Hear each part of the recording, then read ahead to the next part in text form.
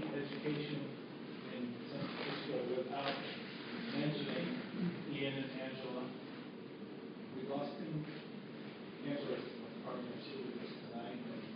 For many years, Angela was the only woman who showed up at LDG every month with Ian, quietly watching, adding, learning, teaching.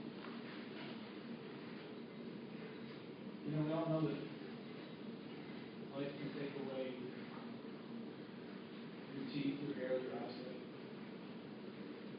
even some of the things that you really think of as you. But I think the thing you can't take away is the good you do. He assured us a lot of that. Glad to have your stories. He knows you're still faithful. He knows you. The memorial service is scheduled for Sunday, September 15th, and I think we've been able to secure St. Mark's Lutheran. That'll be at 7 p.m. that night. And I really want everybody to show up in full weather. Where's St. Mark Lutheran? Somewhere in Unity or Ireland. Oh, okay. We'll look. We'll do it. There'll be more information on, they're getting the postings ready. It's a joint effort by the Defenders, East Arkansas Brothers, and Society Janice. He's been coordinator for Janice longer than anybody else in his district. And that's been, so the three groups are doing the collaborative effort to. That's Sunday, September 15th, 7 p.m. Sir. Now, before we talk about that breathtaking scene we just witnessed, Paul, can we talk a little bit about you? Where you come? You're welcome to. Great.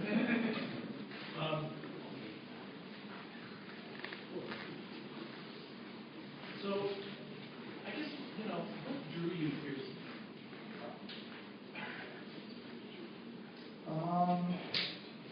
Do you want that answer from the 14-year-old or from the 22-year-old?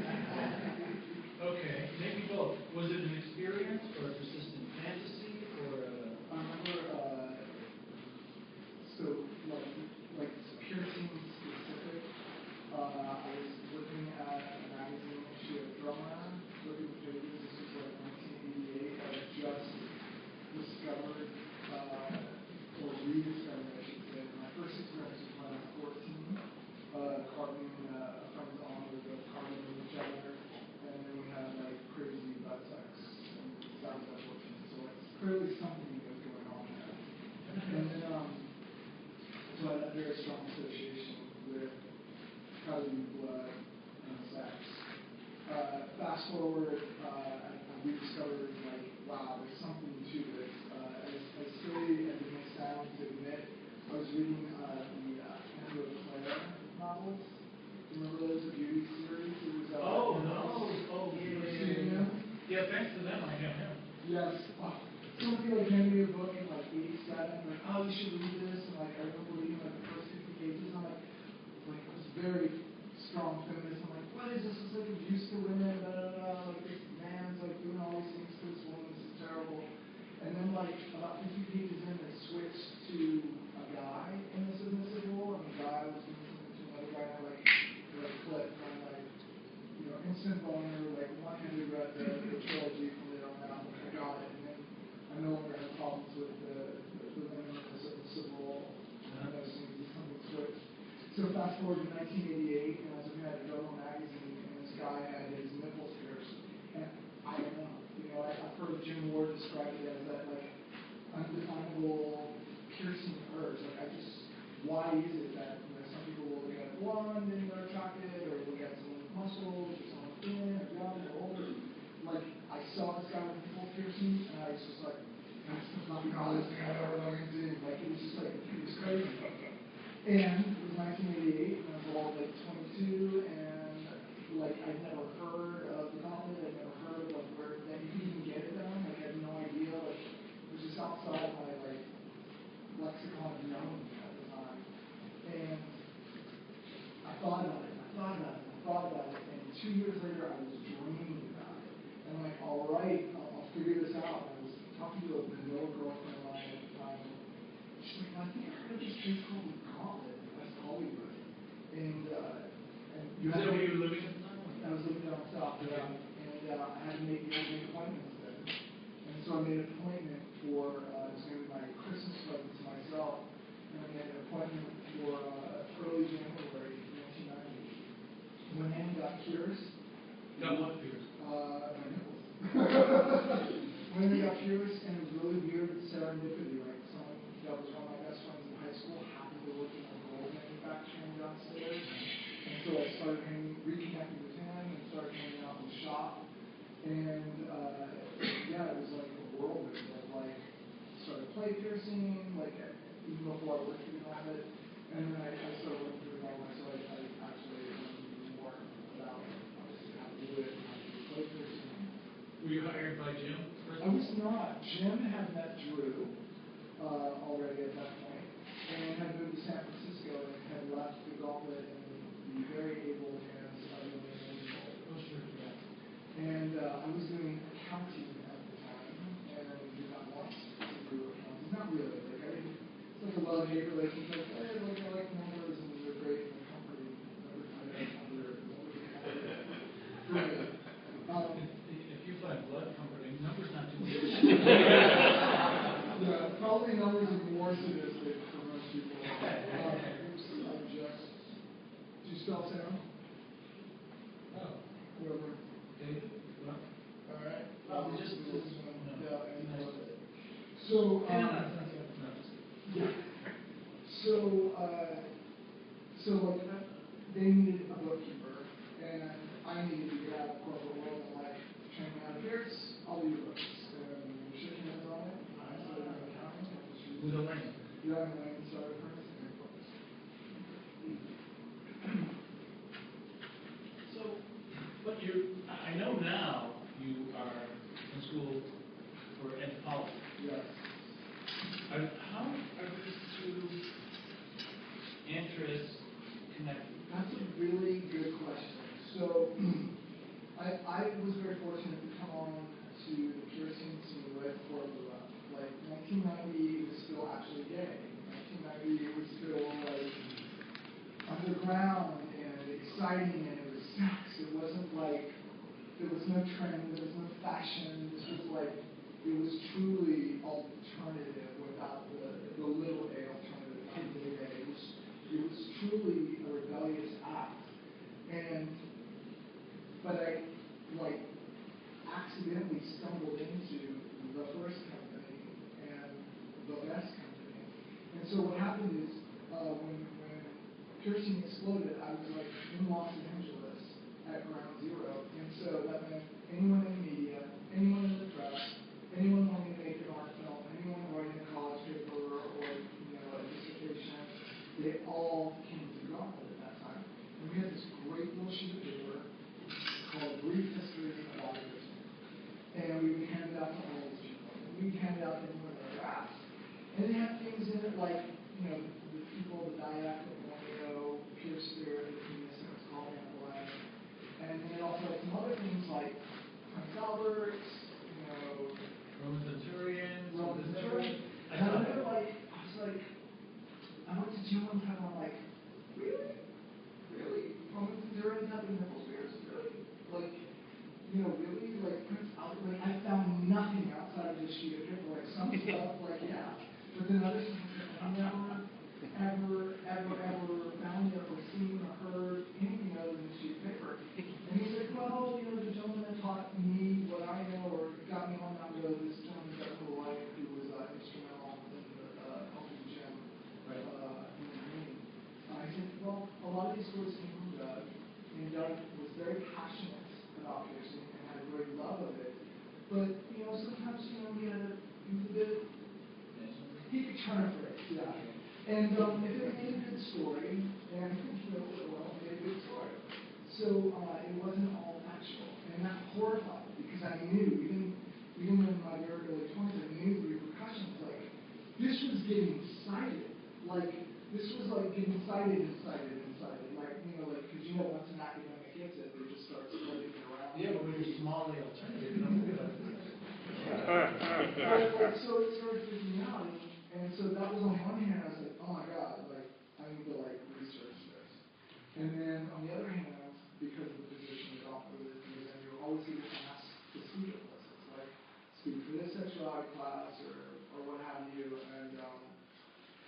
and so I started also speaking. So like in tandem, I was like preparing lectures to speak as a representative of the piercing industry, but also delving more into the history.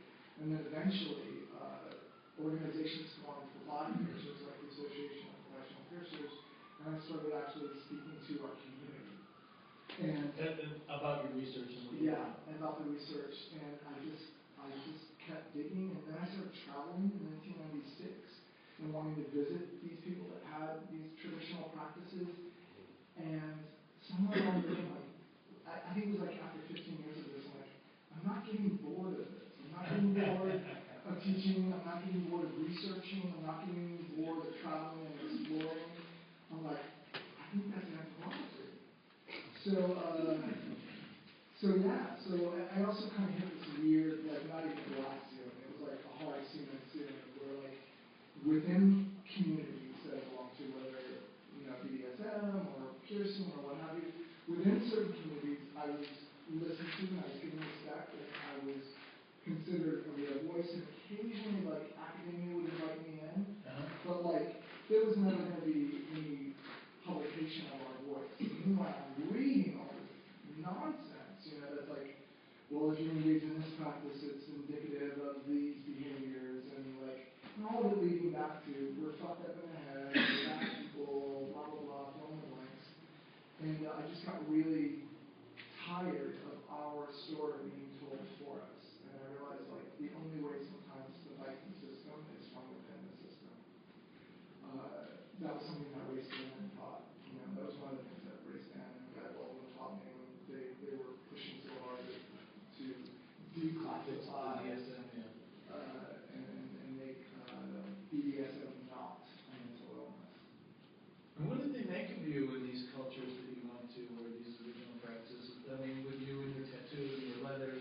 You asked really good questions. So, in the late 80s, after I was pierced, in 1989, the book came out, and it's called Modern Primitives, and I remember picking it up and like, that's it. Like, my first tattoo is this like geometric thing on my back, and I'm like, that's it. Like, I want full coverage in tattoos, and it's taken me a long time.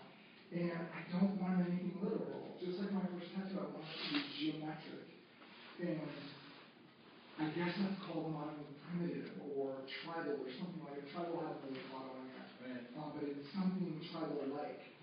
And so I started exploring these cultures. And I remember I went to Borneo. And I remember like going up river, gai, and I'm in this long house with these Idan who are like, known for their head hunting, and they're known for their tattooing, and they're known for putting implements to the head of their dick. I'm sitting there, and I'm like looking around, and they're like, already, this was my first trip, but already like, not a day goes by that they don't ask like, are you married? How many kids do you have? Like all these really traditional, hetero-normative questions. And I realized like, somewhere along the way, I'm like, okay, they grow up, they were born, they grow up, they live in the same village, they're farmers and they're hunters, they get married when they're supposed to, they get married to the opposite sex, they have kids like that. I'm like, a farmer in the Midwest has more in common really than I do. Like, so they would look at my tattoos and it was a great and immediate way to like melt the ice, like, what is this strange white guy doing here? Like, it kind of like, it gives us a starting point. But ultimately, like, I am not tribal, I'm not modern primitive. I'm very much a city guy. I like nature a lot, but like, I don't have those, what I feel are kind of delusional ideals that I'm somehow like them because. Yeah, it doesn't sound like appropriating these cultures as you're researching their meaning and their own world, right? So it's kind of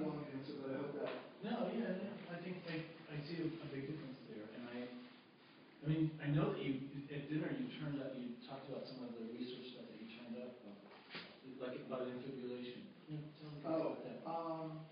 someone, when we were talking at dinner, it was discussed about like, like piercing and how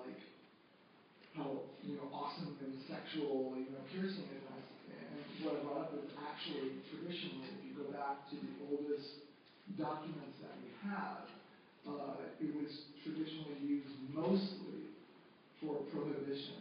There are some examples,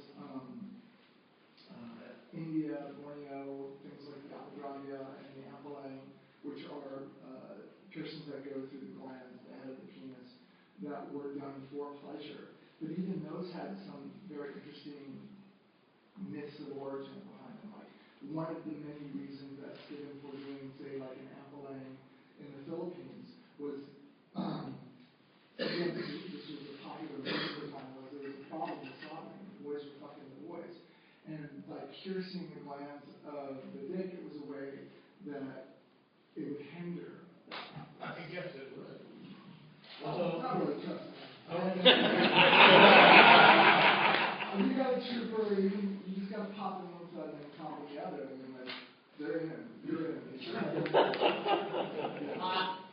And then getting out is the trick. Yeah, you got to be careful on the strokes. Yeah, like, it holds your foot. I've seen that on dogs, but not.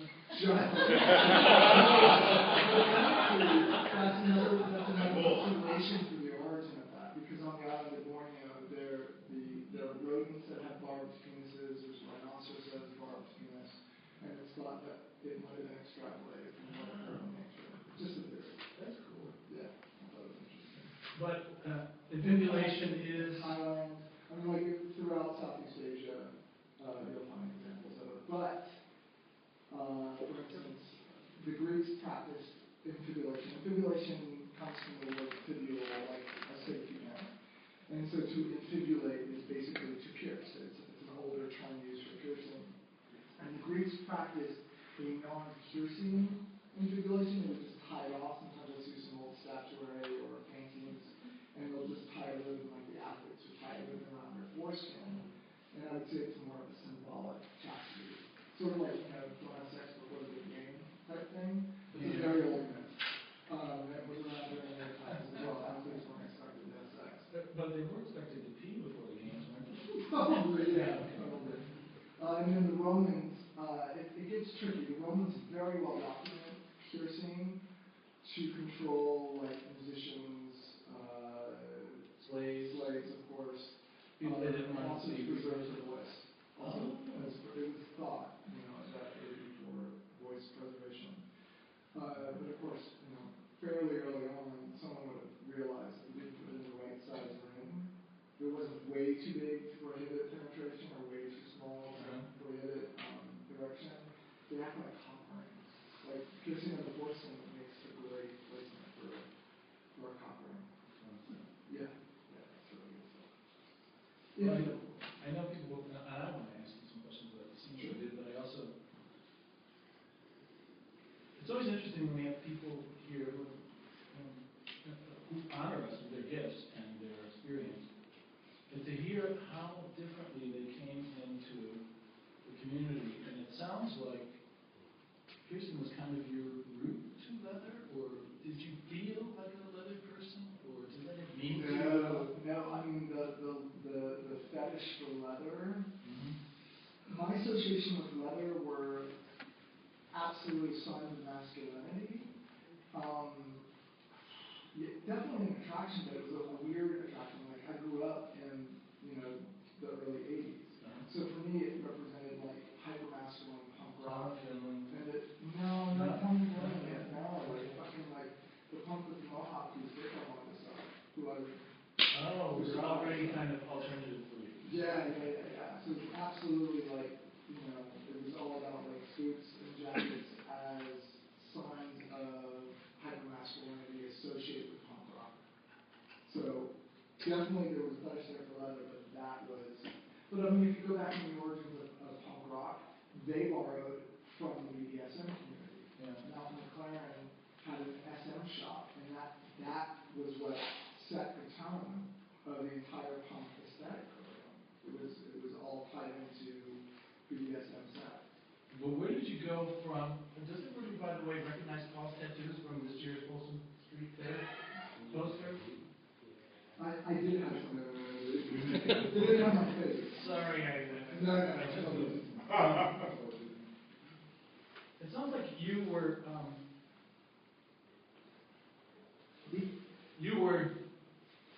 causing yourself sensation before you started doing it to other people. Yeah, as a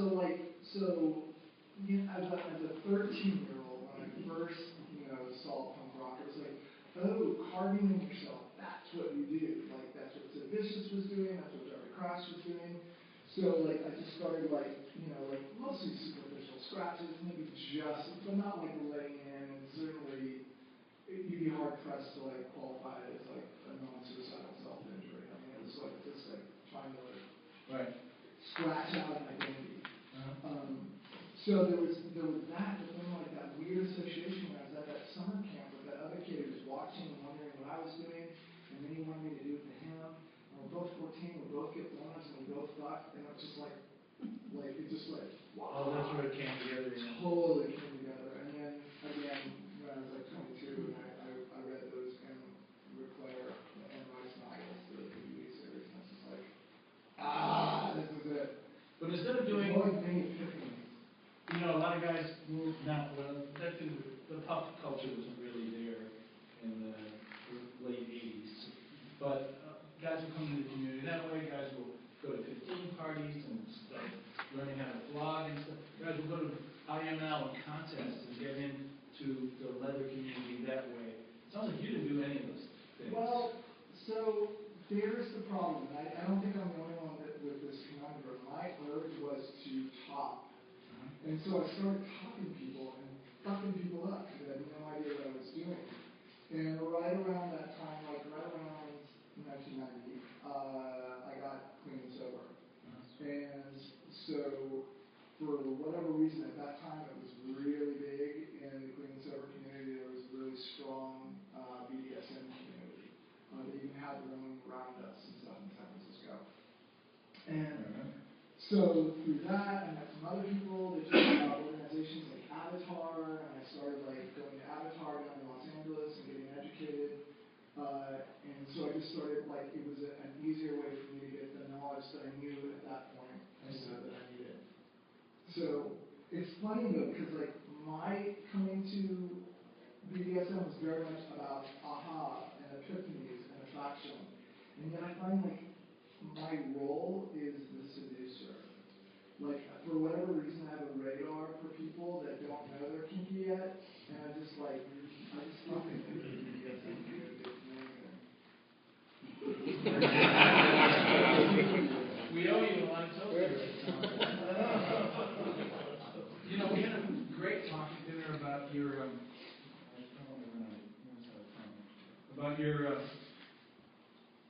becoming like a person who gave performances with blood play and then something else you started talking about that people don't generally talk about in context like this, that you suddenly wanted to drop it over, you wanted to back away and not be part of it. What was the story of that?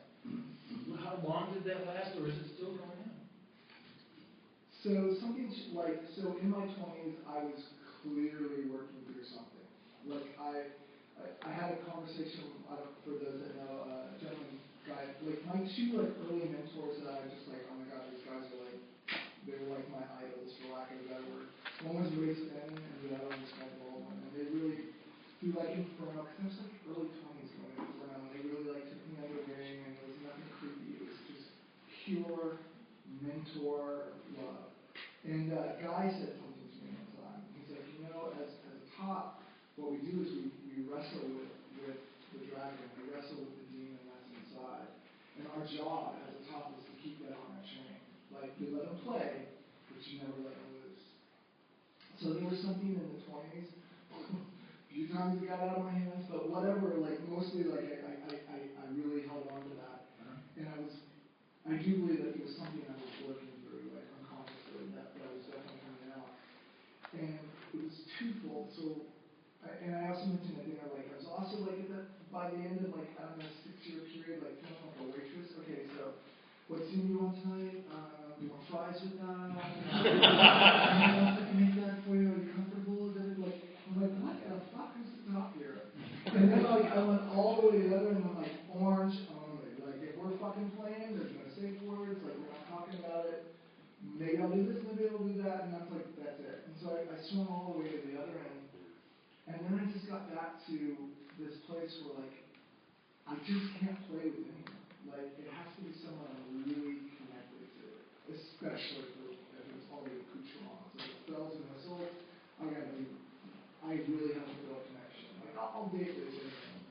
But, consensually, that was done in a loving way. I'm not in any way condemning or like that. So, fantasy is what I'm talking about. No, we know. I know, but this is also a place. Consensual fantasy, but I could be really rough without anything, just with my own hands. So yes, it was a shift. It wasn't like anytime where I would like play for play's sake, and I don't need to be flippant about it. Like I just transitioned from that, and then it was like so I don't casually play anymore. Like I have that strong connection. Playing for me now is about getting inside your head. And the problem is, if I do a really good job, if I really get inside your fucking head, you're getting into my head. That's the problem. I think, And it's also the beauty. I think you do us a service by telling us to do that, because I think over our course of our lives, in leather and in DSM, our relationship to play changes. Absolutely. And what we use it for, what our ends are, and also where we want to do it in between. And I'm not saying there's wrong ways or right ways, it just shows over time. Oh yeah, I just did a bunch of great nature scenes over the summer. That was awesome. Out in nature, like full on bondage stuff, and it was great. But there was that heartfelt connection, Which you had with this man who was visible to all of us. Do you want to come up and talk to us too? And I have your hand up. Oh yeah, there's handouts to pass out. Can you do that now or wait till we're finished? Your call. I'm totally here to talk to people, but can I give like just a couple of things? Like, I'm actually not a big fan of plate piercing as a common practice. And I know that may be really hard to hear, but there's something called universal precautions, and most people don't know how to not contaminate. And how could you, unless you're trained? I mean, you can spend months training in cross-contamination to be really good at it.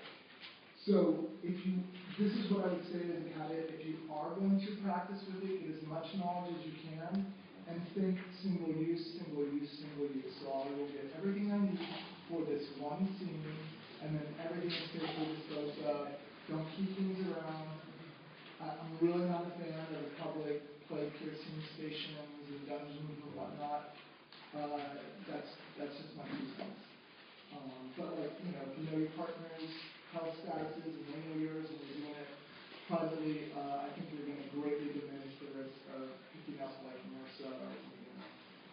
What about, I can't let this go. You're not a fan of maybe big ball dances and hook pulls and... If that is, that's different. If ball dancing and hook, if you're talking about like professional piercers or people that have been professionally trained to know what they're doing, Right. that can be done very safely. Okay. I hate to say it, but like I just cringe. Like there's yet a dungeon that I walked in that I haven't been skeeved out. So dungeons where they're not set up, they're not monitored like the dungeon masters and Yeah, they're not paying attention to that. Well, You see most people but using the gloves to keep their hands clean. They're not trained in universal precautions. How would they? They're just not. Maybe you need somebody to... But that's like happening in classes. And again, like the minute you take something like plate piercing and you put it in a public arena where people are sharing dark containers or sharing areas that they're plate piercing, it's just a numbers game. It's not to like put the blizzard in your head. Right. Everything's a numbers game. You wipe down the chain because it's a numbers game. You just try and get the... Because you know that everyone's going to hook himself on it, right? You just... Case in point. Case in point, yes. case in point, because you objected, that was not scripted, but not. Have you been swimming around the room like time before? No? Is that Chrissy? I've never had a fish hook in my body before. Everything was negotiated along. We have like a very interesting, like, there are some people around the big bad top.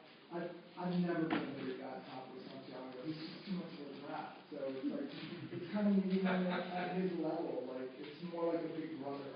Like, I'm like his big brother, he's like my little brother. So there's lots of teasing, and that's more the dynamic we have. It's like teasing and bratting and like taming the brat. But, you know, we were boyfriends 20 years ago, so we have this long history of friendship and The hooks that you use came from where? tackle shop. And you were pulling them out because you had autoplayed them? Yeah. So one of the beauties of using fish hooks is you can completely get around any legalities of the fact that you're not supposed to use medical devices or have possession. You're allowed 10 syringes or 10 hypodermic needles in your possession. This is California. California, and it's legal. Anything over 10 unless you have a prescription, is not legal. In a sharps container, you can, like, once they're used and you're like taking them and transporting them, you can have as many as you want. Temperature discussion just got up to 100 recently. Really? I volunteered for New York State. Awesome. That's great. Yeah. That sounds like a nice place for the state law and the county law a little bit overlaps with each other. I believe the state put it out to each county to decide their own needle regulations. Wow. All right. Because some counties you can't buy them, some you can. They don't want to just force them to be liable. Huh. You could buy them over the counter at Walgreens, I know. Yeah, but in 2005 it was 10, so that's great that they raised it to 100. That makes a big difference. How much did all that stuff cost? How much did all the needles and? Those are really nice needles, tempered, laser cut, steel forged. So the hooks, I probably used, there's still more, I probably used about $20 in hooks. Fortunately, sharps containers, you can get empty sharps containers at Walgreens for free. You can take them back. If you didn't notice, I double bag. I have one pair of gloves that I used to put them inside one bag, and then I change my gloves and take that bag and put it inside another. Because when you go to the pharmacy, the pharmacist just takes it right out of your hand. And the thing is, if the outside of the container is all contaminated, they're going to contaminate everything. Like, I hate to say, even professionals sometimes they get lax. They were trained, but they get lax. So you double bag the sharps containers, you take it back to them, and they take it back, and the question's asked, and it's free. So it's a good service. And what, Don't throw them in bottles and throw them in the dumpster. and Walgreens will just take it For free. without question. Yeah, no questions asked. What do you think a person bonding for a piercing scene needs to know or how to prepare themselves? Well, knowing that that's going to happen, knowing that there's going to be some pain involved, that it's temporary, not momentary. There's a great endorphin rush that sort of compensates for that. And, you know, and honestly, I wouldn't do this with anybody else. I know Paul so long and so That's relationship. an important point to mention. You know, and I also grew up, I came into needles with Paul, and his time with Gauntlet, and Gauntlet was like my best friend. But I see people piercing, and I know from what Paul's taught me, and there's a lot of people I didn't know about piercing. I think there's universal precautions, there's depth to view, I mean, how deep do you pierce? Are you going for muscle, going for transcutaneous, or just what are you piercing? So in my, luckily for this situation, for me, I didn't have to think about a damn thing. I just put myself in close to you. In fact, I needed to not pick. The less I thought, the easier it was going to be. And the candle is for his benefit. Like, he's done this What was before. that one? Yeah. And his breathing. Those are important. Breathing on Breathing is- any other, the things that you would use from any other state can be used in this. You know, breathing, returning to the breath,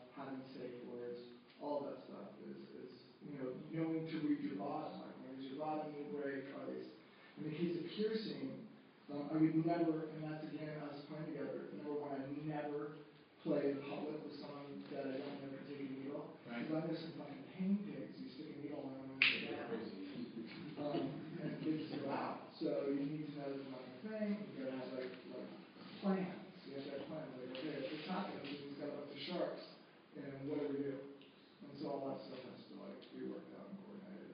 And when things don't quite go the way you think, like, I felt like the surgical stapler was not gonna happen. It did happen, and the fucker wouldn't bleed from it. I've been taking aspirin for days. Was that because his arm was up like this? No, like, it was, here's the thing, so, That's where you were doing this, right? when the body undergoes, stress, it's very natural that what it does is, basically what happens is it constricts at the extremities and it brings it to the center of the body. So you're always fighting that. When you're doing any sort of injury like that, if you're wanting blood, the minute you start creating an injury, the body constriction starts to set in. And so it's usually harder to get blood. I could have gotten. I know, he was gonna go for I could have gotten blood out of him, but I checked in with him, like, I fucking already lips and tongues, like, I gave him a break, but normally, like, not normally, like, in a different situation or a different time, like, I would have gotten blood. And he would have given me the blood. Seemed pretty clear that you were willing. Maybe it was the reason. Yeah. Yeah. Well, it was supposed to come from the chest wound, so usually, it worked, but. Last time we played, he was my chest, just my chest, and I bled all over. And I forget about, at that point I had forgotten that like all blood happens. And, we were in a great, we were in a play party at Citadel. And, I just asked for some needles and he stuck them in and I kind of forgot that putting them in is only half the process. Taking them out, that's the other half. And then he was back and forth, push and dragging and pulling. So there was a lot of blood, but this time And I didn't see you take the hooks out. Did you cut the barb off or did you slip them back? No barb. These are barbless hooks. You can buy barbless hooks, yeah, barbless. Because otherwise you're fouling them off, or I couldn't, it's unnecessary. And the barbs guys. Yeah, I agree. It's I just assumed that they were. barbless. One more question before I turn you over to these folks, because you're pretty much out of time. Is this a? You said at dinner, blood is life. Yeah, I know. Is this a spiritual thing for you? It certainly can be, yeah. That's probably why I don't, unless I have a connection with someone, like, we may not be romantically in love anymore, but I deeply love Santiago, and I have a very strong connection. Not really. I will say, when we talked about doing this, I love play piercing, and it's very cathartic. You know, there's the anxiety before it happens. There's that first pinch, and that burn, that warm tension as it goes through to the other side. In an ideal piercing. And there's an endorphin rush, and it's actually for me, it's possession of my body, it's reality of my body. And it feels great, but when we first talked about this, we talked about what we might do. What I was coming up with was an extremely intimate and personal scene. Something that we might do together, or I might come to Paul and say, I need some release right now. I've got these things going on. And I can do meditation, and I can sit, and I can be present, I can chant, but actually feel the body sort of really in the moment. You know, like the catharsis of being flogged. It's very much process. It's very much about owning the body and being in the body in that moment. And it feels very spiritual. And empowering. And empowering, yes. Well, and people are like, what are you doing? I'm like, I'm walking through fire this weekend. That's how I was thinking about it. I think it was Jim who said, he did a program for us, that when the needle goes in the body, something is going to be released. Certainly. You know, ideally as well, you're breathing with it, so there's this inhale, this exhale that happens with the needle. That's, sort of a release as the needle pushes through. You were very fun to watch. Yes. We really are kind of out of time, so if there's a really urgent question that we can't ask personally, yes? Talking about anthropology and I don't like the word primitive, it's very insulting. I'm from southern Mexico, and nobility, they do that in Maya. They use stingers from the stingray, pierce their thumbs. Women do it because they're more powerful.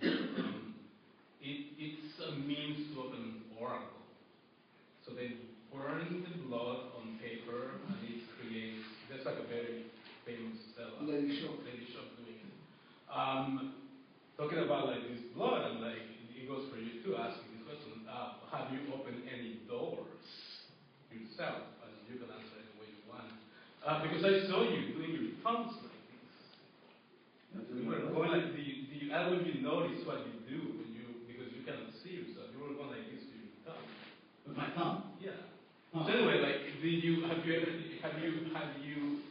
opened, and how do you deal with that?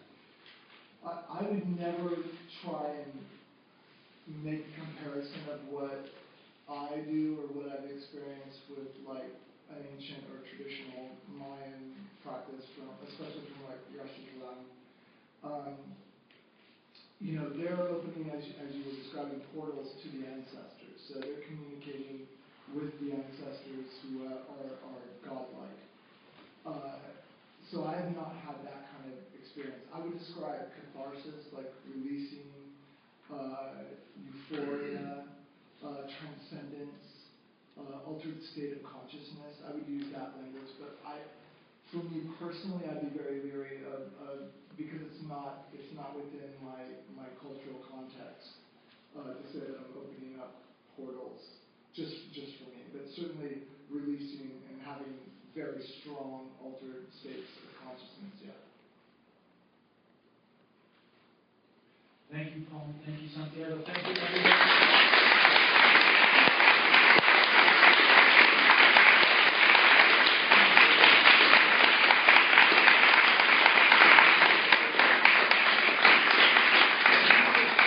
It would really help us out if you could take your chairs back to the building volunteer to help us handle them. And if anyone can stick around and help clean up, it would be great.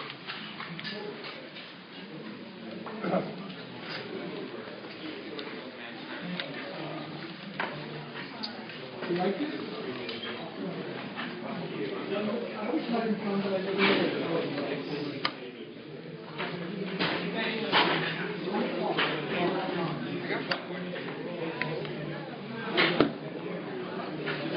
I started twice.